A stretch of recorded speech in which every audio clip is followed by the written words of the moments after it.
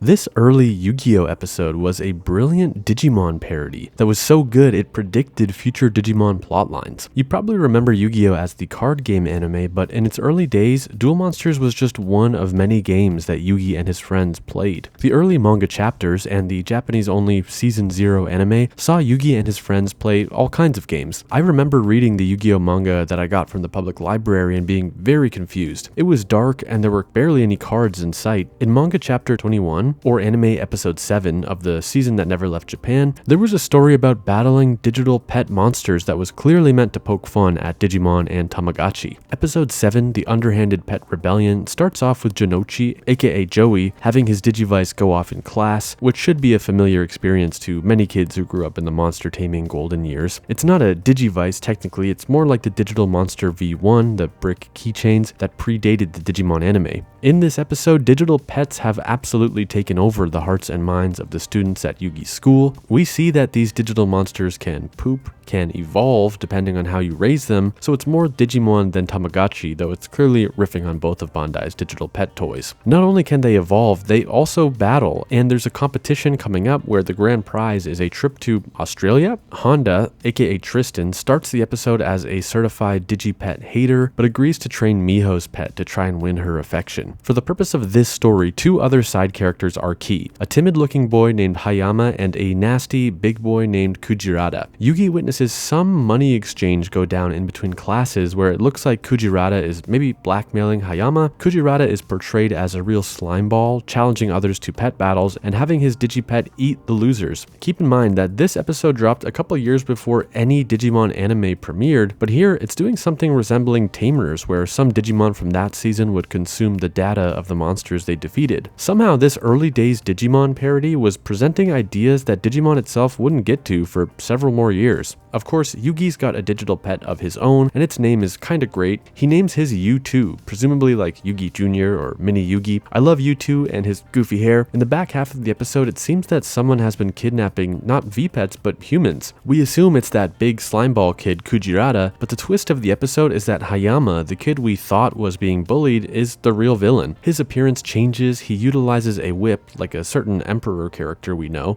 and he calls Kujirada his pet. He'd been throwing food and money at Kujirada to grow him into this hulking soldier he wanted to control. Again, beating the actual Digimon anime to the punch here, this character gives major Digimon Emperor energy. Though what this Yu-Gi-Oh episode has done here is somehow even darker than Ken Ichijoji abusing digital monsters in 02. The concept of an Emperor type character who started out abusing digital monsters, then going on to abuse real humans is deeply troubling, kind of scary, and very interesting for digital monster fiction. With our villain revealed, Yugi and his Digipet U2 step up to battle. Yugi declares that it's time that U2 digivolved. Okay, he doesn't use that English word, but he says Shinka, which is the word the Digimon anime uses when you hear digivolve in English. U2 takes on a darker, more intimidating form, and together they pummel Hayama's V-Pet. Because this was early Yu-Gi-Oh! And it was shockingly dark, Yami forces Hayama to live through an illusion of being eaten alive by his own Digipet. Then he says, quote, "Pets aren't merely toys to play with, they require love. You didn't understand that up to the very end."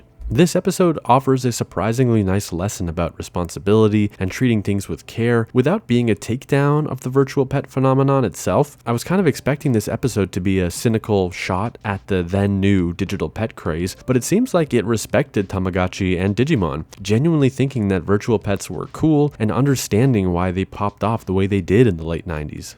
So I already mentioned how Yu-Gi-Oh's Digimon parody episode was weirdly ahead of its time, flirting with ideas like Digimon consuming the data of their opponents and a Digimon Emperor type villain, but I need to emphasize how ridiculously tight this timeline really was. What if I told you this story was published only a few months after the first Tamagotchis released in Japan? And what if I told you that the Digivice or digital monster hadn't even hit the market yet when this parody story was published? The timeline, as far as my research could show, is as follows. November 1996, Tamagotchi releases in Japan. Spring of 1997, Yu-Gi-Oh! Chapter 21 is published in Shonen Jump 1997, Volume 12. June of 1997, the Digital Monster V1 is released, and then in May 1998, Yu-Gi-Oh! Episode 7, the anime adaptation of Chapter 21, is released. So what happened here? Did Takahashi have a prophetic vision for Digimon and predict the digital monster craze that didn't even exist yet?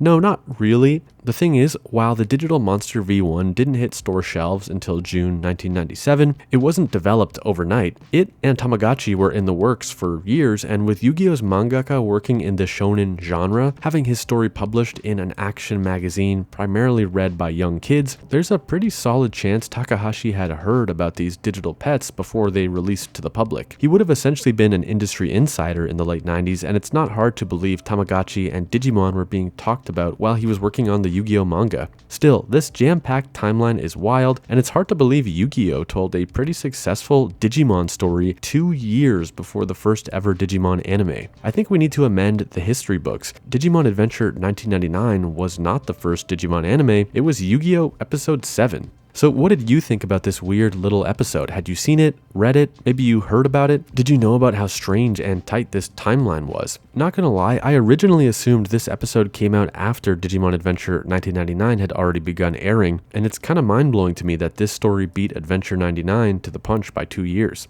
If you enjoyed the video, consider subscribing to the channel to get us closer to 60,000 subscribers, and if you miss Monster Tamer stories like Digimon, Yu-Gi-Oh!, even Beyblade, I wrote my own anime-inspired novel, Dot Monster Revolution, which is available now. Over 200 pages of modern monster taming action, sort of structured like a season of an anime. It's up on Kindle, available in paperback, and I did a reading of the first chapter, which you can listen to on YouTube. Links to all of that are below. Thanks for watching. Comment with any other weird Digimon parodies or tributes that you've seen in other media. Take care, and I'll see you in the next video.